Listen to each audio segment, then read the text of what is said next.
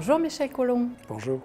Vous êtes fondateur de collectif Investigue Action, analyste des stratégies de guerre et de désinformation, auteur de plusieurs ouvrages. Et aujourd'hui, vous allez présenter au public du dialogue franco-russe, un petit peu plus tard, lors de notre conférence, votre dernier ouvrage qui s'appelle Ukraine, la guerre des images. C'est un livre très bien documenté et détaillé que j'ai conseillé à nos auditeurs. Et je vous remercie tout d'abord de venir à Paris, de Belgique.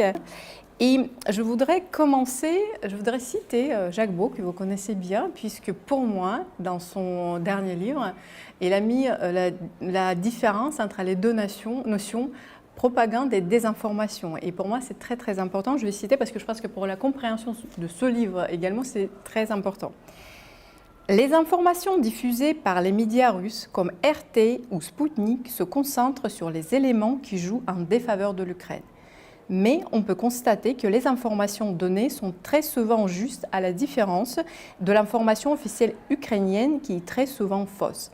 En termes techniques, la Russie tend à privilégier la propagande alors que l'Ukraine utilise la désinformation.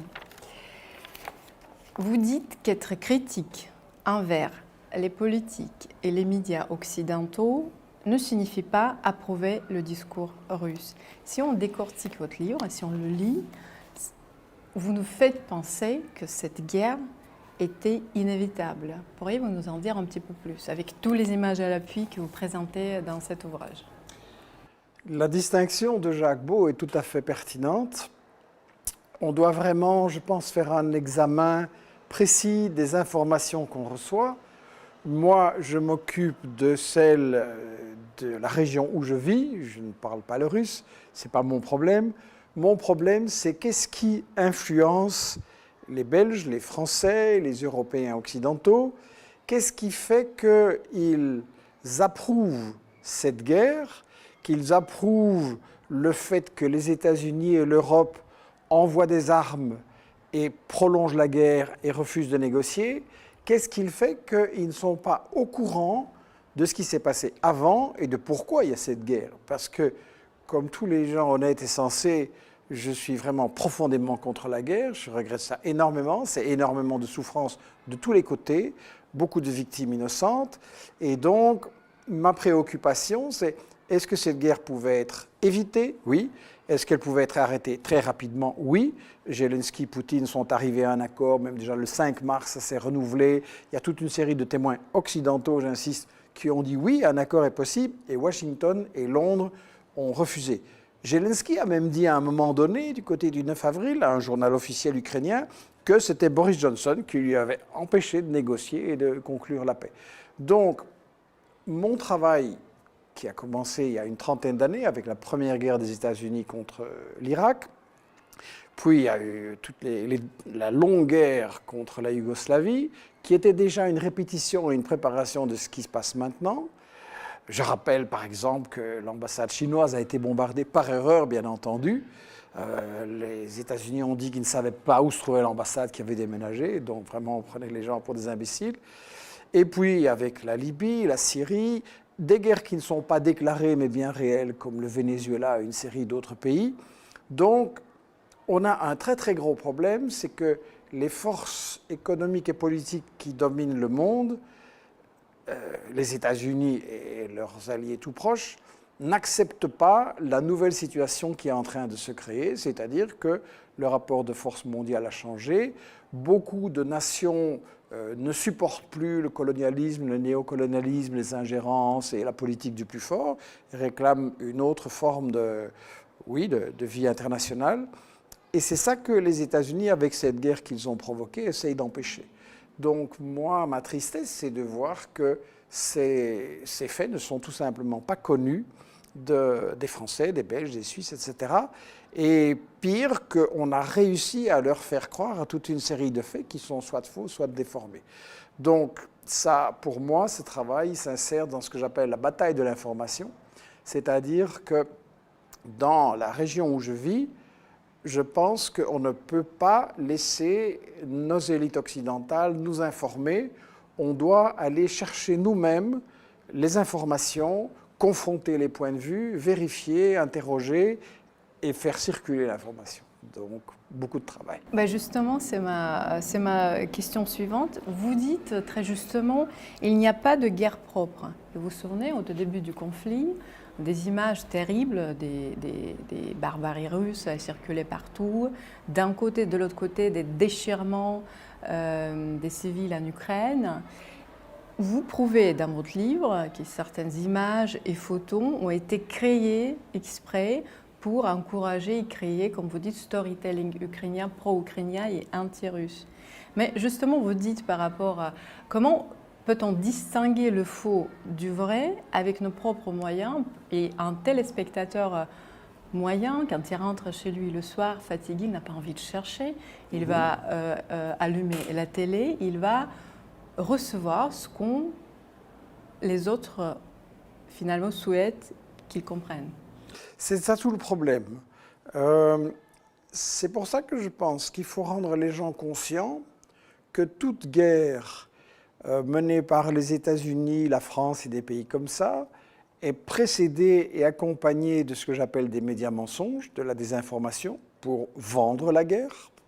Il y a une série de grands théoriciens des États-Unis comme Bernays, Lassalle, etc., qui ont bien expliqué qu'on pouvait vendre la guerre comme on vendait une automobile ou un produit sanitaire ou n'importe. Et donc, je pense que pour que les gens se rendent compte, ils doivent appliquer une grille de lecture qui consiste en 5 principes de la propagande de guerre. C'est un concept que un Britannique, Lord Ponsonby, avait élaboré en 1919, puisqu'il avait constaté l'énorme désinformation en Grande-Bretagne, mais ailleurs aussi concernant cette guerre. Anne Morelli, l'historienne belge, a publié un magnifique livre là-dessus. Et moi, j'ai repris ce concept en le modernisant un peu. Les 5 principes de la propagande de guerre sont que si vous êtes le président des États-Unis ou de la France et que vous avez décidé d'attaquer un pays, il y a 5 principes à respecter. 1.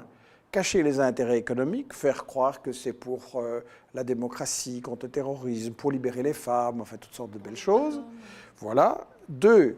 Occulter l'histoire coloniale, c'est-à-dire que quand vous regardez toutes les guerres, les conflits, les guerres civiles qui se produisent au Moyen-Orient, en Afrique, en Asie centrale, en Europe de l'Est, en Amérique latine aussi, partout, il y a un impact du colonialisme qui a impliqué le diviser pour régner, qui a laissé ce que j'appelle des bombes à retardement, les Britanniques étaient très forts là-dedans, pour faire en sorte que des États soient morcelés, affaiblis. On a vu avec l'éclatement de la Yougoslavie, par exemple, c'était typique. Occulter l'histoire et l'impact que les colonialistes ont eu dans ces pays-là. 3, très important, diaboliser, c'est-à-dire qu'il faut présenter l'adversaire comme un monstre, un grand danger, un fou, un malade mental, etc. Et ça doit se faire avec des images. Soit on prend des images existantes, mais on change le contexte, soit on va prendre des images qui peuvent venir d'un autre conflit, d'une autre époque, ou carrément d'un autre camp. On dit c'est les Blancs qui l'ont fait, non, c'est les Noirs. Diaboliser. Le 4e principe, c'est inverser l'agresseur et l'agressé. C'est-à-dire que vous devez toujours vous présenter comme la victime ou celui qui vient aider généreusement la victime. Et le 5e principe, c'est qu'il faut monopoliser l'information, c'est-à-dire pas de débat possible.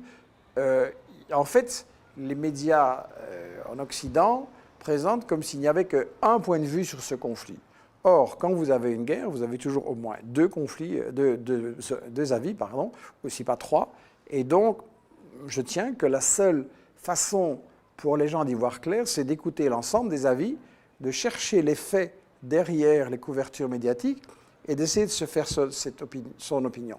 C'est-à-dire que si on ne vous a pas parlé des intérêts, de l'histoire, et s'il y a des choses qui ressemblent à des cas de diabolisation qu'on a déjà vus, parce que c'est toujours les mêmes trucs, alors vous devez au moins avoir le réflexe « eh bien, je ne sais pas ». Ça, c'est déjà pour moi le début de la sagesse, c'est de dire « je ne sais pas ce qui se passe là, et je vais être prudent, et je ne vais avaler aucune version ». Les gens n'ont pas tous la possibilité d'aller sur place, d'interroger les témoins, de lire beaucoup.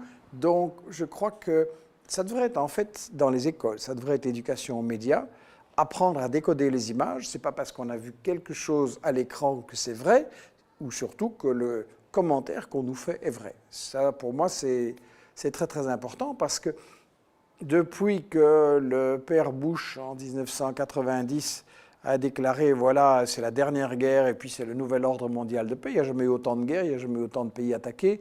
Donc, moi j'ai des enfants, des petits-enfants, et on a tous envie qu'ils vivent dans un monde sans guerre. Donc, pour moi, c'est vraiment la clé. Analyser les médias mensonges et être capable de comprendre un conflit dans les grandes lignes, malgré toute la propagande qu'on reçoit. Ouais, justement, vous parlez de la vérification des informations. Il y a plusieurs agences fact-checking auprès des grands médias qui font cette vérification pour nous. Vous en faites confiance?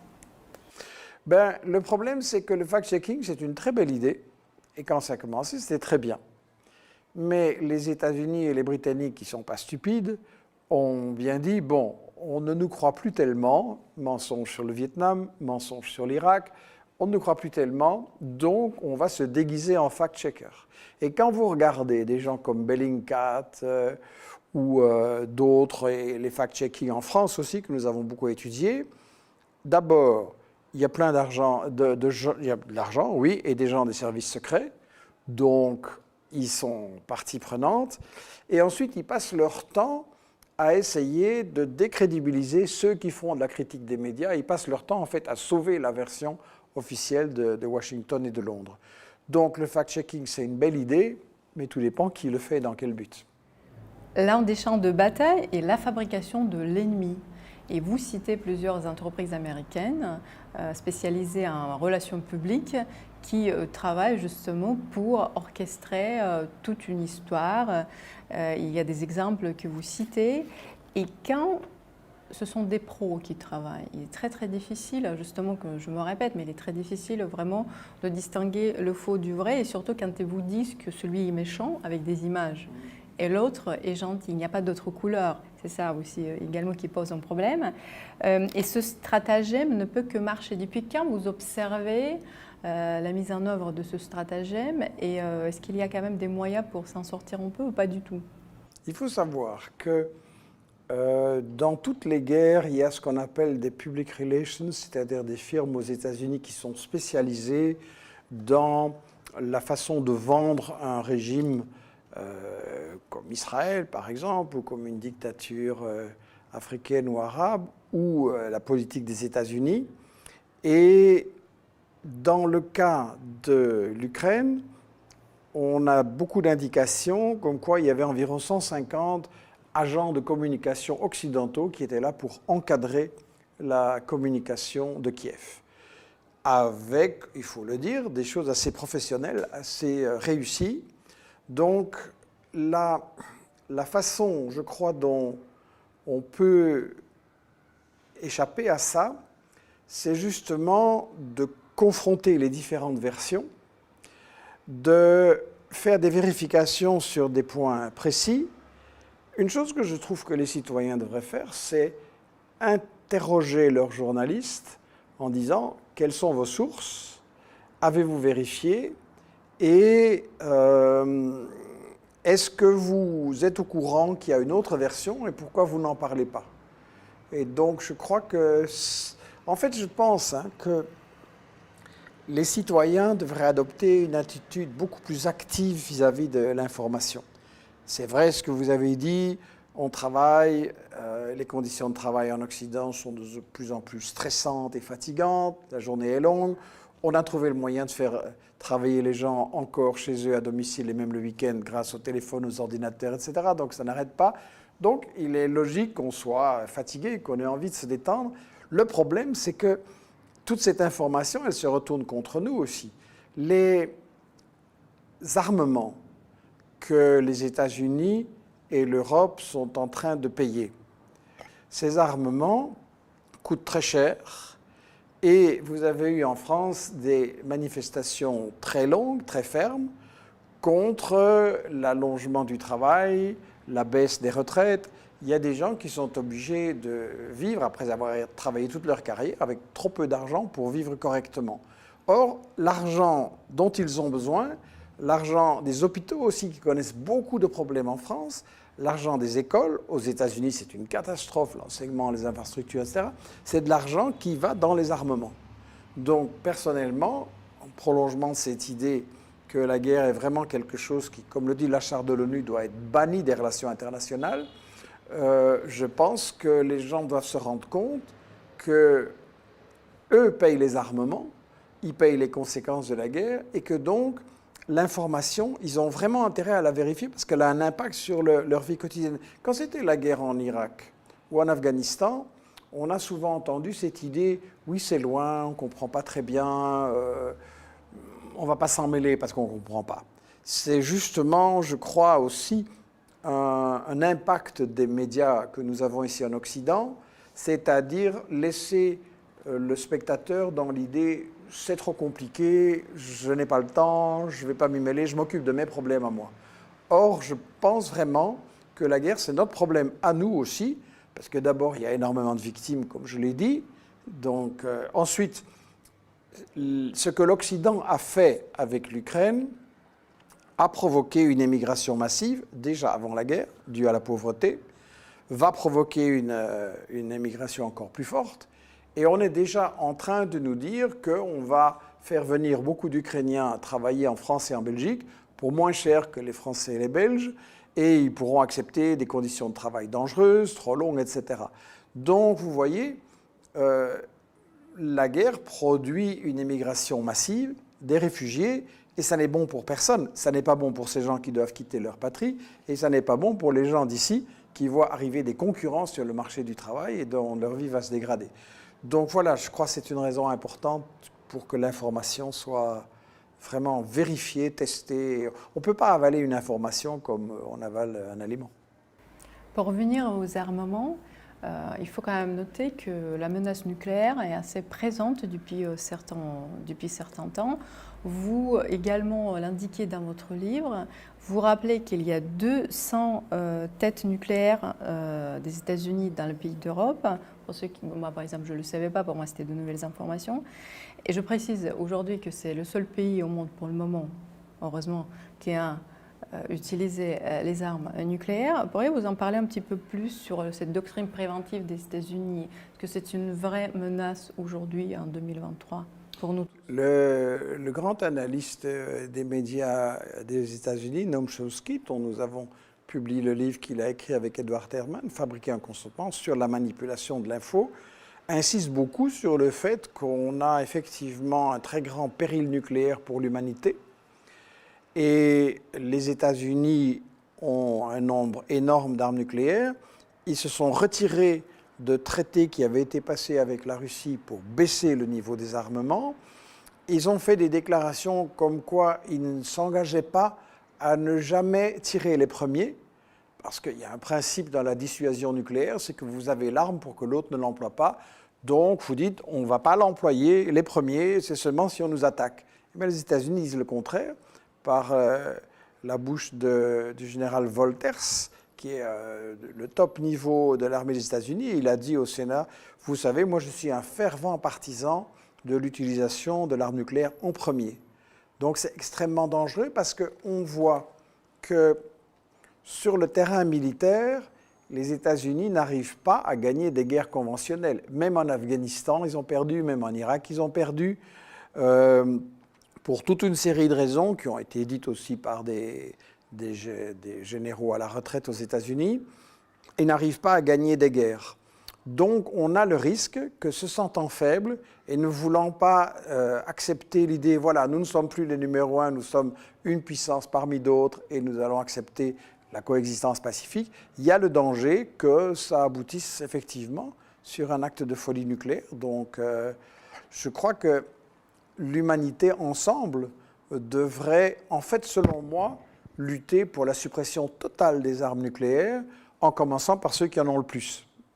L'idée que les petits n'y ont pas droit et que l'Iran, par exemple, ne pourrait pas avoir droit, alors qu'Israël en a. Donc, moi, je comprends que l'Iran veuille avoir une arme de dissuasion et se défendre. Donc, pour moi, les grands devraient montrer l'exemple et on doit avoir un programme de suppression des armes nucléaires. Pour revenir aux racines du conflit, il faut les chercher le 23 novembre 2013.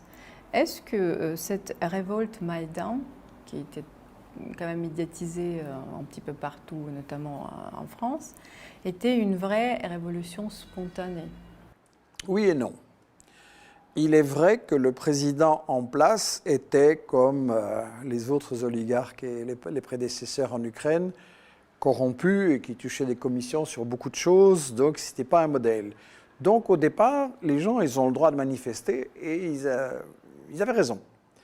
Mais très rapidement, et les États-Unis sont très très forts là-dedans, le mouvement est récupéré et transformé pour prendre un autre objectif. Et surtout, ce président, malgré tous ses défauts, il avait été élu. Donc, normalement, il devait terminer son mandat. Il n'avait rien fait de spécial. Il devait terminer son mandat et il fallait de nouvelles élections. D'ailleurs, c'est intéressant. C'est la solution que l'Allemagne et la France avaient poussée. Parce que l'Allemagne avait d'autres intérêts par rapport à l'Ukraine et ne voulait pas que le conflit soit exacerbé. Elle a des intérêts économiques dans cette région. Et donc, ce qui est frappant, c'est que les États-Unis et les Britanniques ont poussé à créer des incidents, des false flags, des attentats sous faux drapeaux, en faisant, et ça on le montre dans le livre, en faisant tirer du 7e et du 8e étage du centre de Kiev, notamment de l'hôtel Ukraina, en faisant tirer et sur la police anti-émeute et sur les manifestants. Et ça a été caché en Occident, où on nous a dit, voilà, le président fait tirer sur les manifestants, il y a beaucoup de victimes, il y en avait effectivement beaucoup, et donc c'est pour ça qu'il doit partir. Mais, comme on le montre dans le livre, et comme une conversation qui a été interceptée entre Catherine Ashton, qui était à l'époque la ministre des Affaires étrangères de l'Union européenne, et un ministre qui s'appelle Paet, des pays baltes. Ils ont une conversation, évidemment, ils ne savent pas qu'elle va être diffusée. Et Paet dit à Ashton, j'ai vu la médecin légiste qui a autopsié les victimes, et elle dit c'est les mêmes balles, c'est les mêmes angles, c'est-à-dire que les balles viennent d'en haut, et elle dit c'est les mêmes snipers qui ont tué des deux côtés, et c'est un gros problème pour le nouveau gouvernement que nous avons installé, parce que les gens vont contester ce gouvernement. Et Ashton a une réponse que je donne dans le livre, qui est vraiment impressionnante. Elle dit, vous savez, être médecin, c'est très bien, mais ça signifie que vous n'êtes pas un politicien. Et nous, ce qui est important, c'est que maintenant, ce gouvernement qui est en place, il doit fonctionner. Donc, elle s'en fiche qu'il y ait eu des victimes, elle s'en fiche de la vérité. Ils ont mis un gouvernement en place par un coup d'État, et il doit rester. Donc, on va cacher ça à toute l'opinion publique. Et c'est d'autant plus étonnant que les médias occidentaux n'en parlent pas, que George Friedman, qui est un des responsables principaux, un des penseurs, un des stratèges des États-Unis, il conseille la Maison-Blanche, le Pentagone, tout ça, George Friedman a déjà dit en 2015, je crois, la Russie accuse Maïdan d'être un coup d'État US, et oui, c'est le coup d'État le plus flagrant de l'histoire, et nous l'avons fait parce que la Russie nous embêtait en Syrie, donc on a décidé de l'embêter en Ukraine, et il dit, et nous avons décidé de provoquer l'instabilité en Ukraine. Donc vous voyez, il y a des aveux qui sont, évidemment il dit ça à ses amis du Council on Foreign Relations, mais c'est public, vous pouvez voir l'interview sur Internet. Donc ma question est, comment ça se fait qu'aucun média français, belge, occidental ne parle de ça, alors que là, pour une fois, les États-Unis disent la vérité. Et ce serait très important qu'on soit au courant. Et la région du Donbass dans tout ça, vous vous rappelez dans votre livre qu'il y a 14 400 morts dans cette région. Et moi, je parle évidemment avant le début de la guerre en Ukraine, comme on appelle, et chaque fois je précise, ou l'opération spéciale, comme disent les Russes. Pourquoi ce conflit a été pour vous invisibilisé dans les médias mainstream pendant pratiquement 8 ans? C'est quelque chose qui est bien expliqué dans le livre dont je parlais, La fabriquer un consentement, d'Edward Herman et Noam Chomsky. Ils disent qu'il y a les bonnes victimes, il y a les mauvaises victimes. Et ils ont donné un exemple, et ils ont donné plusieurs exemples dans leur livre en mesurant la longueur des colonnes, la façon dont on parle, est-ce qu'on donne le nom de la victime ou pas, etc. Et en fait, les enfants, les femmes, les citoyens du Donbass, ce n'étaient pas les bonnes victimes, parce que ce gouvernement-là, il a été mis en place par l'Occident. On a d'ailleurs une autre conversation secrète de Victoria Nuland qui dit celui-là, il va être Premier ministre, celui-là, il va rester soutenir de l'extérieur, l'autre est devenu maire de Kiev, etc. Donc, c'était vraiment son gouvernement. Et les États-Unis ont donné à ce gouvernement la mission, de récupérer les richesses du Donbass. Il y a des richesses industrielles, il y a la route du gaz, on parle de gisements de gaz de schiste, etc. C'est une position stratégique. Quand vous voyez la Crimée, la mer Noire, vous voyez que les États-Unis veulent bloquer la Russie et l'encercler. Ça fait partie de cet encerclement. Et donc, la mission de Kiev était de provoquer la Russie. Peut-être qu'ils ont espéré que la Russie fasse une intervention et qu'on puisse dire, voilà, regardez, la Russie est l'agresseur.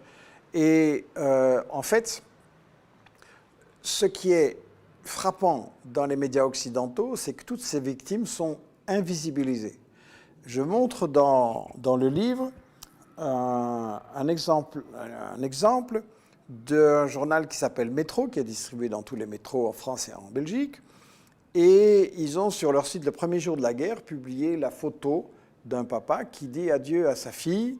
Et le commentaire était, voilà, Poutine a attaqué l'Ukraine, ce qui a donné lieu à des scènes déchirantes. Et ce papa ici dit adieu à sa petite fille qu'il met en sécurité loin des bombes. Voilà, c'est la faute à Poutine. Le problème est que ces images ne datent pas du 24 février 22, le premier jour de la guerre, mais du 21 février. Alors à ce moment-là, l'armée russe n'a rien fait. Donc, qu'est-ce qui se passe? Qui est ce papa? Et pourquoi il dit adieu à sa fille? Et en réalité, ce papa, c'est quelqu'un du Donbass. Les bombardements de Zelensky contre le Donbass se sont intensifiés énormément. Et donc, il met en sécurité sa femme et sa fille. Et il va se battre, pas avec Zelensky contre les Russes, mais contre Zelensky qui le bombarde. Et les derniers jours, les bombardements se sont intensifiés. Quand la vérité a été connue sur ça, est-ce que Métro a rectifié? Non, on est passé à autre chose. Donc, ça fait partie de ce que je disais, la diabolisation, c'est-à-dire il faut que toute la responsabilité soit d'un côté et que, comme le disent certains stratèges des États-Unis, le peuple doit haïr l'ennemi qui doit être définitivement le méchant et tout ce qui fait mal. Tout ça, en fait, pour cacher le fait que les problèmes du Donbass pouvaient être réglés par la négociation. Il y a eu des accords à un moment donné qui arrangeaient plus ou moins le problème. Ils n'ont pas été respectés. Et donc, pour cacher qu'en fait, les États-Unis voulaient utiliser l'Ukraine. Et là, c'est une dimension importante. C'est évidemment une guerre contre les populations en général de l'Est de l'Ukraine. C'est une guerre contre la Russie. Mais, et ça, c'est sur quoi on insiste aussi dans le livre, c'est également une guerre contre l'Allemagne et contre l'Europe. Parce que vous avez toute une série de déclarations de présidents, de stratèges des États-Unis qui disent on a un grand problème avec l'Europe qui devient forte et on a un grand problème avec l'Allemagne qui utilise le gaz naturel russe, qui trouve un marché pour ses produits en Russie et au-delà vers la Chine. Et donc, le problème, il avait été décrit par Brzezinski dans son fameux livre The Grand Chessboard, Le Grand Échiquier, en 1997, où il avait dit si les États-Unis, qui sont en déclin, veulent rester la puissance qui domine le monde, ils doivent contrôler l'Eurasie, donc l'Europe et l'Asie, vus comme un ensemble. Or, dit-il, nous ne sommes pas sur ce territoire, nous ne pouvons pas envoyer nos soldats, ça ne marchera pas, donc nous devons diviser ce territoire et nous devons dresser les uns contre les autres. Et alors il explique, c'est très étonnant dans ce livre, il n'est jamais cité dans les médias occidentaux alors qu'il annonce tout ce qui va se passer. Il dit on doit diviser l'Allemagne contre la France, on doit affaiblir l'Allemagne, on doit utiliser la Pologne aussi contre l'Allemagne. Et il annonce que l'Ukraine est une pièce très très importante. Il dit qu'il faut structurer l'Europe autour d'un axe Paris, Berlin, Varsovie, Kiev. Et tout ça fait partie de l'encerclement de la Russie. Et donc tout ce qui se passe maintenant, en fait, c'est quelque chose qui a été annoncé, expliqué, ils ne se sont pas cachés. Et je reviens toujours avec la même question, pourquoi nos journalistes en Occident nous cachent ces propres déclarations des États-Unis qui, là, ils disent la vérité? Il n'y a pas de réponse apparemment à cette question. Je rappelle... Si, c'est que le peuple doit continuer à acheter la guerre et ne pas se poser de questions. On ne peut pas... Si, il y a une réponse. Les gens ne peuvent pas savoir qu'il y a une autre version, que c'est un peu plus compliqué que ce qu'on nous raconte et qu'il faut réfléchir en fait pour comprendre. C'est ça, on demande aux gens d'avaler l'information et de ne pas réfléchir. Parce que si vous dites « je fais la guerre pour voler le pétrole » ou « je fais la guerre parce que là il y a du gaz, des minerais rares, c'est une position stratégique » ou parce que ce peuple n'accepte pas ce que les États-Unis décident, vous ne pouvez pas vendre ça. Les gens vont dire « ah ben non, vous n'avez pas le droit ». Donc on est obligé de raconter une histoire de western avec le bon, le méchant. Et c'est ça la réponse. On est obligé de croire en fait. On ne peut pas vérifier l'info, on doit croire. Le président Zelensky a été élu justement puisqu'il promettait la paix surtout dans les républiques séparatistes. Et c'est pour ça en fait que le peuple a cru. Oui. Qu'est-ce qui s'est passé après ? Il a été élu effectivement par un score écrasant, 73 contre 23, en parlant en russe déjà, en disant aux Ukrainiens de l'Est, il n'y a pas des bons et des mauvais Ukrainiens, on doit se réconcilier, on doit travailler ensemble, etc. Beau programme, en promettant de lutter contre la corruption. Et je pense, je ne suis pas dans son cerveau, j'ai l'impression qu'il était peut-être sincère au départ, mais il y a deux choses. Un, sa carrière a été faite par un oligarque, Kolomoïski, qui a financé des milices Azov, notamment pour s'emparer par la violence de possession d'autres gens, etc. D'une part. Et d'autre part, il a été mis directement sous pression par les groupements fascistes. Il y a Azov, il y a Haïdar, il y a C14, il y a Pravi Sector, etc. Et quand il y a une scène très intéressante que je montre dans le livre, il va sur le front de l'Est et il dit « on a des accords, maintenant vous devez vous reculer ». Et les troupes extrémistes ukrainiennes qui sont là lui disent on n'a pas d'ordre à recevoir de toi. Et alors il parle de façon un peu pathétique en disant « I'm not a loser ». Je ne suis pas un perdant, je suis le président de ce pays, respectez-moi, mais manifestement, il ne les respecte pas du tout. Et donc, il a dit à un moment donné qu'il allait, même s'il perdait sa popularité, il allait essayer de faire la paix avec l'Est. L'Est de l'Ukraine, je veux dire. Et Yarosh, qui est un dirigeant d'un des groupements fascistes ukrainiens, a dit « mais Zelensky se trompe, il ne va pas perdre seulement sa popularité, il va perdre sa tête, on va le pendre dans telle rue à Kiev, etc. » Or, ces gens-là, ils ont reçu un financement, des armes, de la formation des États-Unis et des Britanniques. Je montre toute une série de photos dans mon livre. Donc ces gens-là étaient en fait appuyés par eux pour aller bien au-delà du programme de Zelensky, qui était en fait un programme juste pour tromper les gens. Et Zelensky a bien vu qu'évidemment, ils avaient le soutien de Washington et de Londres. Donc, comme il tenait à son poste, il a capitulé. Je pense, bon, je ne suis pas dans sa tête, mais je pense que ça s'est passé comme ça. La présence néo-nazie également est invisibilisée dans la presse occidentale. Quelle est sa vraie puissance de l'extrême droite néo-nazie, je veux dire ? Elle est très puissante. Vous savez, ici en France, quand on défend Zelensky, on dit mais les fascistes, ils n'ont fait que 2 ou 3% aux élections, c'est marginal.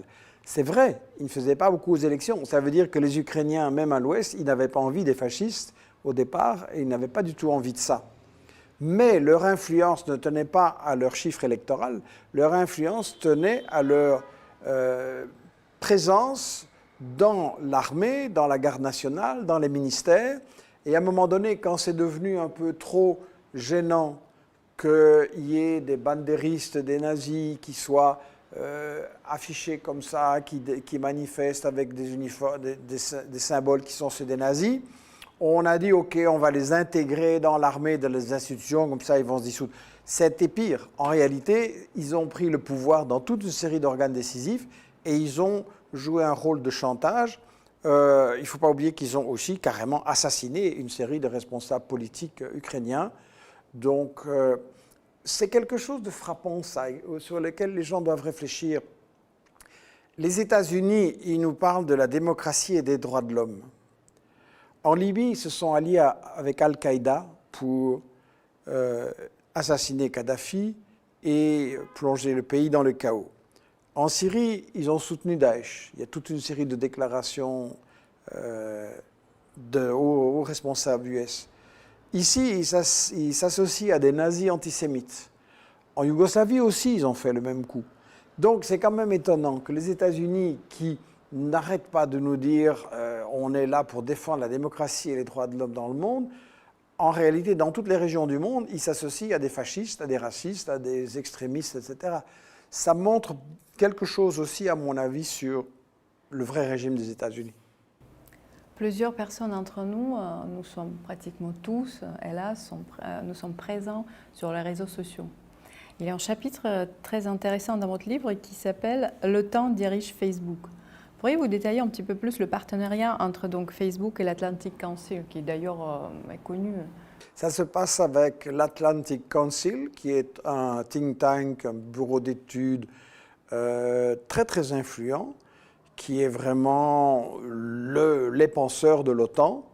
Et ils ont donc un partenariat avec Facebook pour leur dire tout simplement qu'est-ce qu'il faut bannir ou qu'est-ce qu'il faut cacher le plus possible.